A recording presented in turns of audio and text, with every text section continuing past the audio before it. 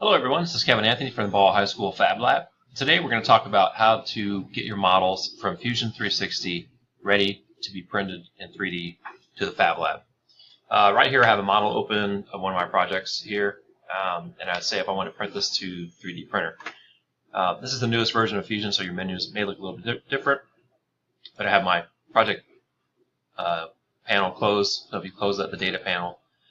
Up here on the tools, you select Tools, Make, 3D Print. And this will prepare your model here. You select it, then you'll have these options here to choose for a 3D model. Now I happen to have Cura installed on my machine. Cura is free. You can download that from Cura, or you can have MakerBot installed. But basically it's just a print utility that it prints to. So you can check or uncheck that if you want to send it to the utility so you can see how it looks later. Just for this example, we're going to uncheck that, say you don't have it installed.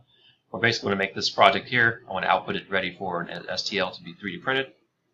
So I have that selected. It's going to ask me where I want to put it as an STL file. And I'm just going to navigate where I want to go. And we'll just put it in my I have a folder here. So I'm going to go ahead and save my part there.